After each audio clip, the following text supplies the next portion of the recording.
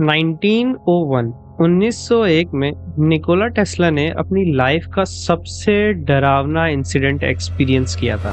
एक रात जब निकोला टेस्ला अपनी लैब में कुछ एक्सपेरिमेंट्स कर रहे थे, कुछ काम कर रहे थे, तब उन्हें एक बहुत ही वियर्ड चीज एक्सपीरियंस होती है।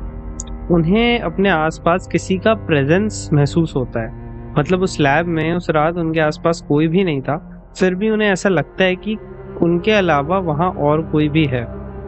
और इस इंसिडेंट के बाद ही था कि उन्होंने एक ऐसा डिवाइस क्रिएट किया जिससे वो सुन सकें या महसूस कर सकें जो भी उन्होंने उस रात वहाँ पर फील किया था अपने लैब में।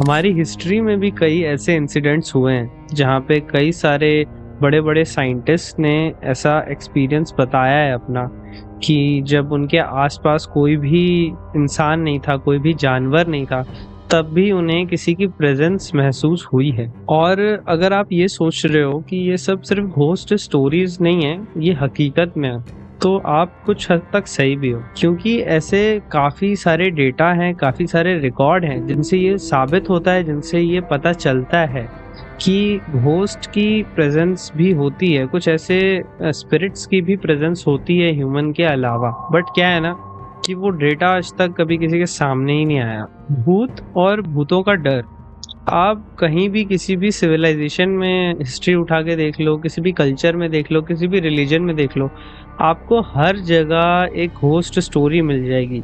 इनफैक्ट आप सबके पास, जो भी आप व्यूअर्स इस वीडियो को देख रहे हो, मैं जो यहाँ पे बोल रहा हूँ, आसपास के जितने भी लोग हैं, सबके पास अपनी एक कोई ना कोई घोस्ट की स्टोरी ज़रूर होती है। इनफैक्ट पुराने ज़माने में तो कई सारे ऐसे रिलीजन कल्चर में ऐसा मान्यता भी होती थी कि हमें ये पूजा करनी है जिसकी वजह से एक पर्टिकुलर स्पिरिट को खुश करना होता है, वरना वो स्पिरिट हमें तंग करेगी। या फिर कई बार ऐसा भी होता था कि कोई काम अगर हो नहीं रहा है, रुक गया है, तो उसमें भी हम ये मानते थे कि वहाँ किसी नेगेटिव एनर्जी की वजह से वो जो हमारा वर्क है वो सक्सेसफुल नहीं हो पा रहा है। अगर मैं उन रिकॉर्ड्स की बात करूँ जिनमें हमें ये पता चलता है कि जो पहली बार किसी इंसान ने घोस्ट की बात करी या घोस्ट की स्टोरीज की बात करी, तो इंटरनेट पे जो मुझे नाम मिला है वो है प्लिनी द यंगर। वेल, बात ये 1st सेंचुरी एडी की है।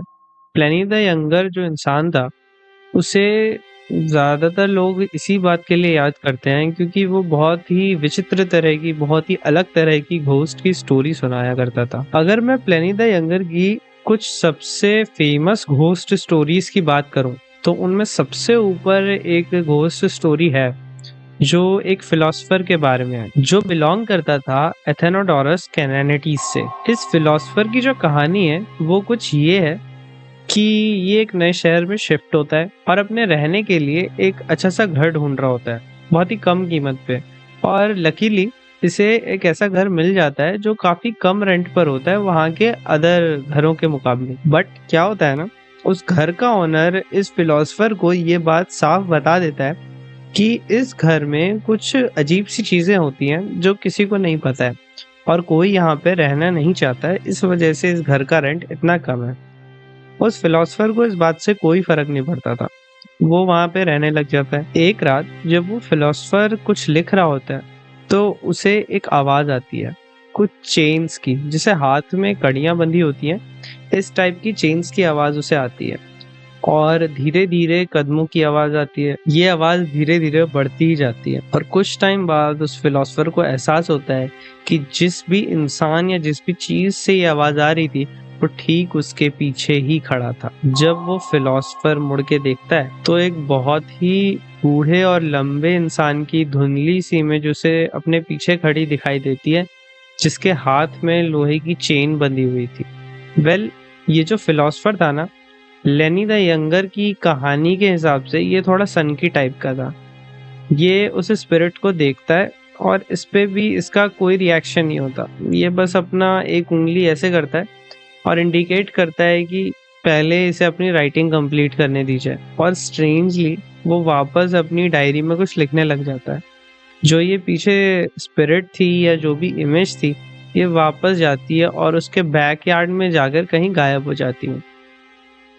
स्टोरी के हिसाब से अगले दिन जब वो फिलोसफर वहाँ के मेयर को कांटेक्ट करता है तो वहाँ पर उसके बैकयार्ड में खुदाई करी जाती है और वहाँ से उसी इंसान की जो उसने उस रात धुंधली इमेज देखी थी, उस इंसान की कुछ हड्डियां और साथ में एक लोहे का जो सिक्कड़ था, चेन था, उसके हाथ में बंधा हुआ उन लोगों को मिलता है। लेनी द यंगर की जो ये घोस्ट स्टोरी थी और इसके साथ साथ जो उसकी बहुत सारी और भी घोस्ट स्टोरीज थी, उस पे लोग काफी बिलीव भी करते थे। वेल, टाइम के साथ साथ ये स्टोरीज चलती रही, बट कुछ टाइम बाद इन स्टोरीज में बदलाव आता है। इन स्टोरीज में कॉमन चीज ये थी कि इन सभी कहानियों में घोस्ट रात को ही अपेयर होते थे, या आपने भी जब अपने बड़े बूढ़ों से, अपनी दादी से, अपने दादा से, या कहीं भी किसी किताब में कोई कहानी सुनी हो भूत की, तो ज्यादातर कहानियों में यही होता है कि रात के 12 बज रहे थे, रात के 2 बज रहे थे, तब भूत आया। वेल, ये भूत हमेशा रात में ही आता था उन कहानियों में, बट अब थोड़ा सीन अलग हो जाता है।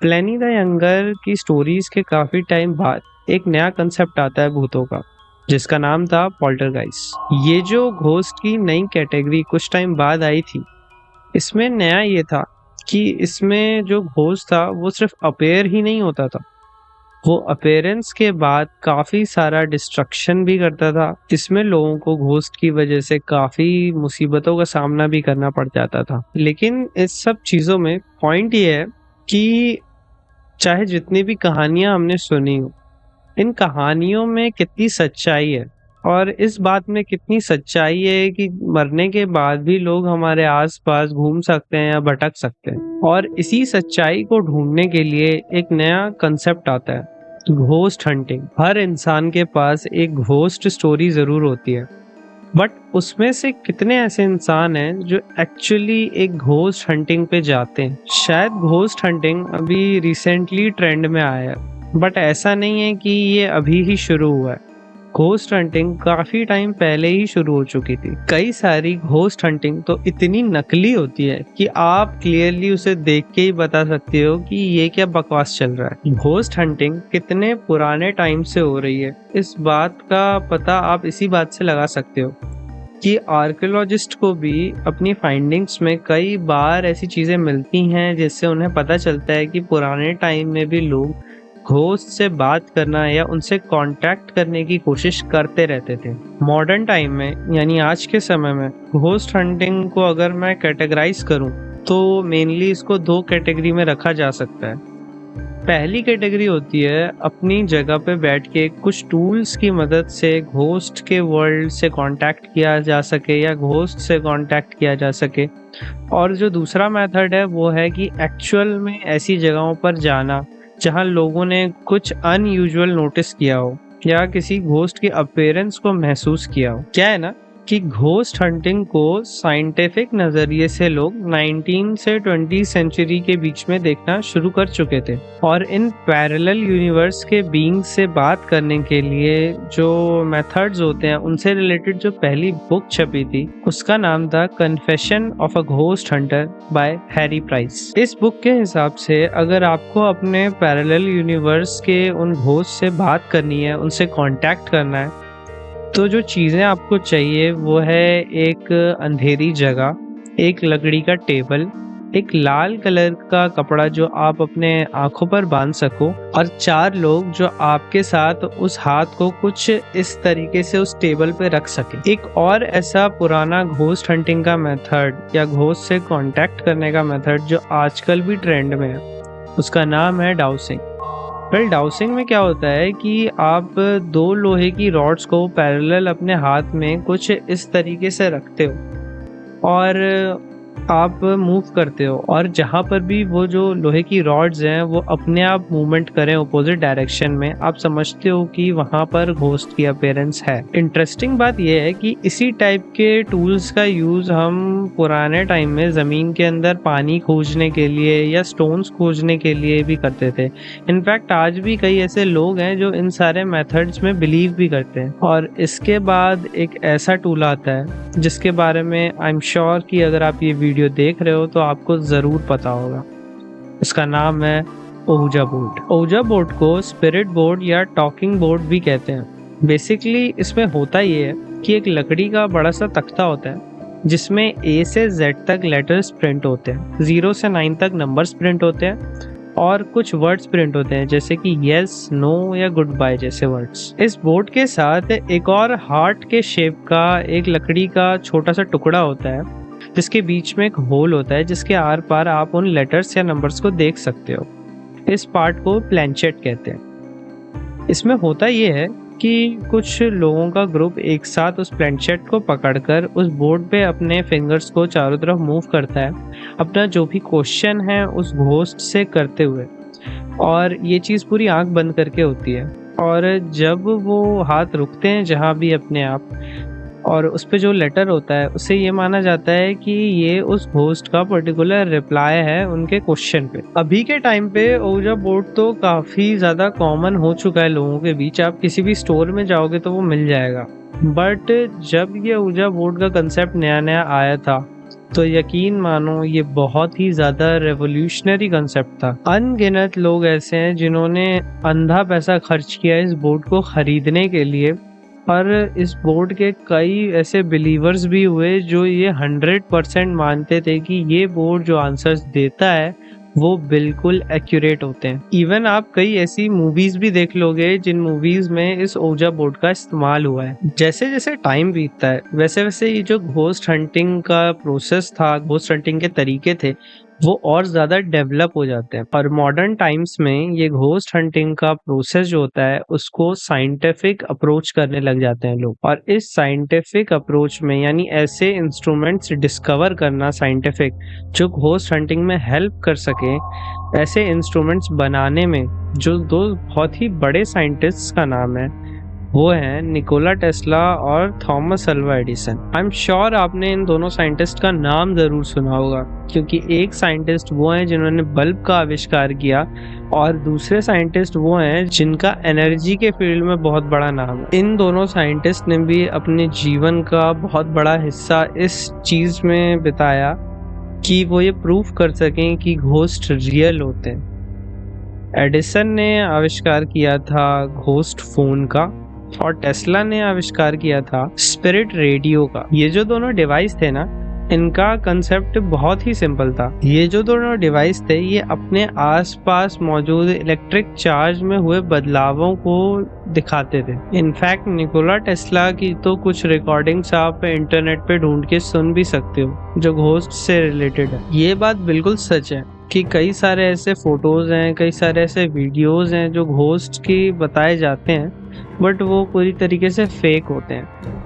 बट ऐसे कई सारे डिवाइसेस भी हैं जो घोस्ट की या किसी डेड की अपीयरेंस को महसूस कर सकते हैं। मॉडर्न साइंस में किसी भी थ्योरी को प्रूफ या डिसप्रूफ करने के लिए जिस चीज़ की हमें ज़रूरत होती है उसे कहते हैं प्रॉक्सी डेटा। अगर हमारे पास किसी साल में हुए मौसम के बदलावों का या कितनी गर्मी थी किसी पर्टिकुलर साल में ये डेटा नहीं है तो हम इसे सिंपली पेड़ों के तनों में देख सकते हैं। इसी टाइप के डेटा को हम प्रॉक्सी डेटा कहते हैं। और घोस्ट हंटिंग में हमारे पास काफ़ी सारा प्रॉक्सी डेटा अवेलेबल है। कई सारे इंस्ट्रूमेंट हैं हमारे पास आज के टाइम पे जिससे हम किसी घोस्ट के होने या ना होने को पता कर सकते हैं। कई सारे ऐसे सेंसर्स हैं, कई सारे इवन रिकॉर्डिंग डिवाइस हैं जो वीडियो और ऑडियो को रिकॉर्ड करते हैं घोस्ट के। मेरे हिसाब से जो अब तक का सबसे well known scientific ghost hunting tool है उसका नाम है EMF रीडर। अगर आपने घोस्ट हंटर्स की वीडियो देखी होगी तो आपने एक EMF रीडर को ज़रूर देखा होगा उनके पास। बेसिकली ये एक डिवाइस होता है जिसमें कुछ 4 या 6 लाइटें होती हैं डिपेंडिंग अपॉन डिफरेंट मॉडल्स, और ये जो डिवाइस होता है ये अपने आसपास इलेक्ट्रोमैग्नेटिक फील्ड को रिकॉर्ड करता है। साइंस के हिसाब से एनर्जी एक ऐसी चीज़ है जिसे ना ही बनाया जा सकता है ना ही मिटाया जा सकता है, सिर्फ एनर्जी का फॉर्म चेंज होता है। और स्पिरिट्स के लिए भी हम यही थ्योरी यूज़ करते हैं कि स्पिरिट को कभी भी डिस्ट्रॉय नहीं किया जा सकता, ना कभी बनाया जा सकता है। स्पिरिट्स सिर्फ एक बॉडी से दूसरी बॉडी में ट्रांसफ़र होती है। इन्हीं दो थ्योरीज को कंबाइन करते हुए हम एक EMF रीडर का यूज़ करते हैं। बेसिकली इसको इस तरीके से मानो कि आप किसी भी टावर या किसी इलेक्ट्रिकल इक्विपमेंट से काफ़ी दूर हो। उस टाइम पे ये जो ईएमएफ रीडर है, ये अपने आसपास के माहौल में हुए इलेक्ट्रोमैग्नेटिक फील्ड में हुए बदलाव को बताता है। इसी तरह के कई और भी डिवाइसेस हैं जो कि घोस्ट के अपीयरेंस को या घोस्ट के होने या ना होने को रिकॉर्ड कर सकते हैं। एग्जाम्पल के तौर पर एक ऐसा डिवाइस भी है जो कि टेम्परेचर रिकॉर्ड करता है।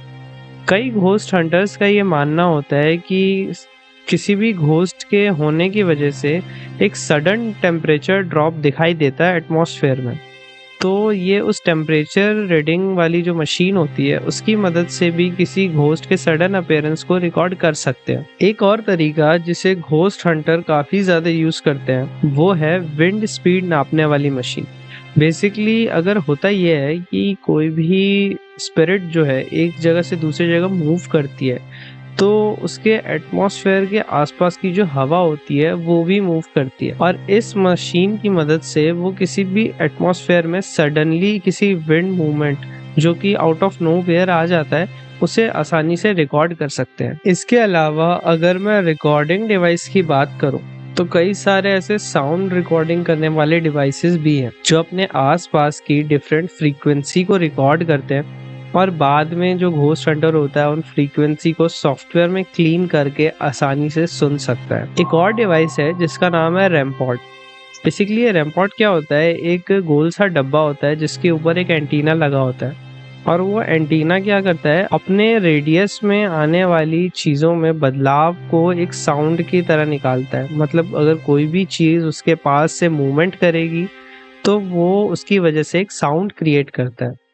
कई सारे डीजे बैंड्स में भी इस रैमपॉड का यूज़ किया जाता है। जो घोस्ट की साउंड रिकॉर्डिंग है ना, उसे 3 कैटेगरी में बांटा जाता है, ए, बी और सी।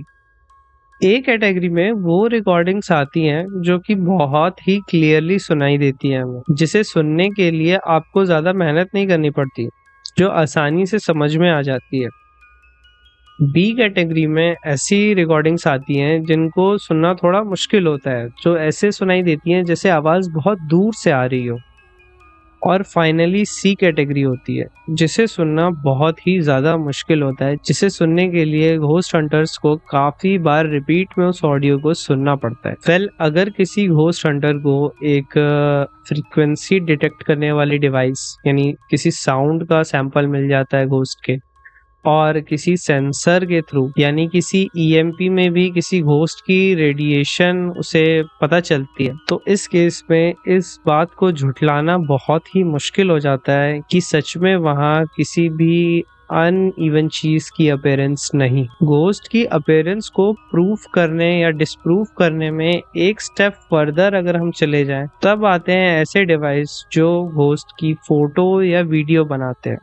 आप एक साउंड को झुठला सकते हो, किसी ईएमएफ रीडर की रीडिंग्स को झुठला सकते हो, बट उसका क्या जब आप एक फोटोग्राफ या वीडियो ले लो किसी घोस्ट, क्योंकि क्या है ना कि घोस्ट को महसूस करना एक बात होती है, बट घोस्ट को देखना ये पूरी तरीके से डिफरेंट चीज हो जाती है। घोस्ट की फोटोग्राफ्स तो आपने काफी टाइम पे देखी होगी, बट घोस्ट की फोटोग्राफ्स या वीडियो को लेने के लिए भी एक स्पेशल तरीके के कैमरे की जरूरत होती है। इनका नाम होता है फुल स्पेक्ट्रम कैमरा। एक फुल स्पेक्ट्रम कैमरा एक अल्ट्रा वायलेट से लेकर इंफ्रारेड तक की सारी इमेजेस को कैप्चर कर सकता है, और इस तरीके के कैमरा को बनाना कोई मुश्किल चीज भी नहीं है।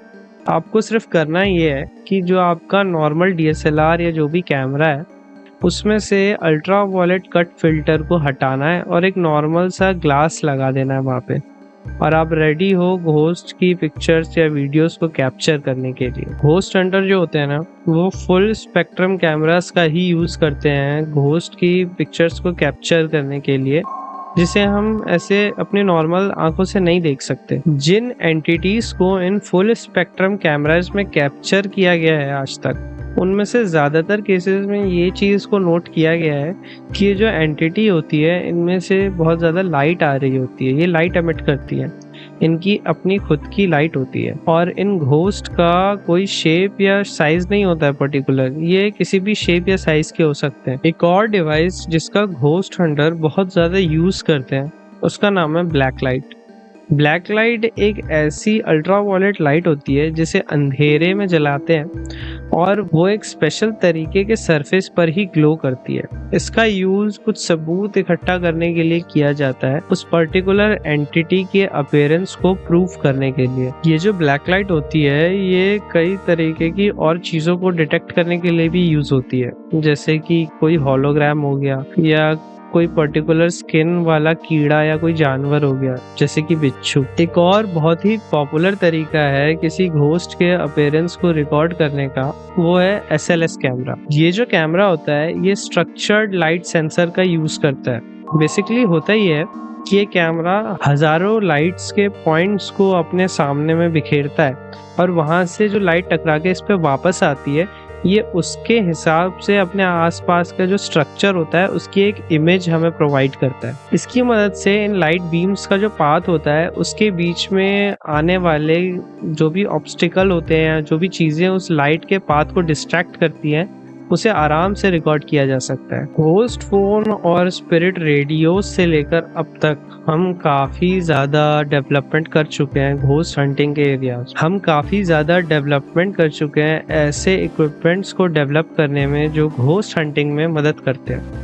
हमारे पॉकेट्स में आसानी से ऐसे डिवाइसेस अब फिट हो जाते हैं जो घोस्ट हंटिंग में हेल्प करते हैं हमारी। कई बार ऐसा होता है कि कई सारे EVPs और ITCs यानी कि ऐसे डिवाइसेस जिसमें घोस्ट की ऑडियो को रिकॉर्ड किया जाता है उसमें साउंड क्लियर नहीं होता, और जो घोस्ट हंटर होता है ये पूरी तरीके से उसकी जजमेंट पर ही बेस हो जाता है कि उसने क्या जज किया उस पर्टिकुलर साउंड क्लिप को और उससे उसने क्या इंटरप्रेट किया, क्या वर्ड आया उसके दिमाग में। इसको एक स्टेप फर्दर लेके जाएं तो एक नए डिवाइस आते हैं, ओविलस एक ऐसा डिवाइस होता है ना जिसमें ऑडियो भी रिकॉर्ड होती है और इस डिवाइस के अंदर कई सारे वर्ड्स भी फीडेड होते हैं। ये डिवाइस बेसिकली क्या करता है, जो ये ऑडियो फ्रीक्वेंसी रिकॉर्ड करता है ये उसे अपने आप क्लीन करता है और उस ऑडियो फ्रीक्वेंसी को सुनने के बाद जो मोस्ट एक्यूरेट वर्ड इसकी लाइब्रेरी से पिक होता है ये उस वर्ड को अपनी स्क्रीन पर दिखाता है। बेसिकली लोग ये मानते हैं कि ये एक ऐसा माध्यम है, ये एक ऐसा डिवाइस है जो हमारे और उन एंटिटीज के वर्ल्ड को कनेक्ट करता है एक दूसरे से बात करने के लिए। ओविलस वर्ल्ड ऑफ लिविंग और वर्ल्ड ऑफ डेड के लिए एक मिडलमैन की तरह काम करता है। घोस्ट हंटिंग की वजह से ही हमें घोस्ट के होने या ना होने से रिलेटेड अंधाधुंध प्रॉक्सी डेटा मिला हुआ है, और इस प्रॉक्सी डेटा और इन सारे जो भी डिवाइसेस हैं इनसे यही पता चलता है कि घोस्ट होते हैं। तो क्या सच में घोस्ट होते हैं? सच्चाई कुछ ऐसी है कि घोस्ट हंटिंग की जो इंडस्ट्री है ना वो बहुत बड़ी है। कई सारे टीवी शोज, कई सारे यूट्यूब चैनल पूरी तरीके से घोस्ट हंटिंग पर ही बेस है। इवन कई सारी ऐसी जगहें भी हैं, ऐसे टूरिस्ट प्लेस भी हैं जहाँ पे लोग सिर्फ इसलिए आते हैं क्योंकि उस जगह से कई सारी हॉन्टिंग स्टोरीज जुड़ी हुई हैं। मैं इस बात को गलत नहीं कह रहा हूँ कि कोई हॉन्टेड जगह गलत है, बट ये भी सच है कि ऐसी जगहें काफ़ी फेमस भी होती हैं अपनी स्टोरीज को लेकर। बट मैं इन सब चीज़ों के बारे में इस वीडियो में बात करूँगा तो ये वीडियो बहुत लंबी हो जाएगी, तो इस टॉपिक को पार्ट में डिवाइड करते हैं। अगर आपको घोस्ट हंटिंग पे या पैरानॉर्मल चीज़ों पे एक और पार्ट चाहिए इस वीडियो से रिलेटेड तो कमेंट करके ज़रूर बताएं। तो दोस्तों ये थी एक वीडियो उन सारे डिवाइसेस से रिलेटेड जो कि पैरानॉर्मल इन्वेस्टिगेटर्स यूज़ करते हैं, और ये सारे डिवाइसेस देखा जाए तो साइंटिफिक है। इवन जो मैंने आपको दो बड़े साइंटिस्ट्स के नाम बताए, निकोला टेस्ला और थॉमस अल्वा एडिसन, वो भी घोस्ट को रियल ही मानते थे। इसके बारे में आपकी क्या राय है? आप कमेंट करके ज़रूर बताएं। भूत असली में होते हैं या नहीं? मैं हूँ सुधांशु चौधरी और ये थी एक वीडियो पैरानॉर्मल चीज़ों से रिलेटेड। जय हिंद।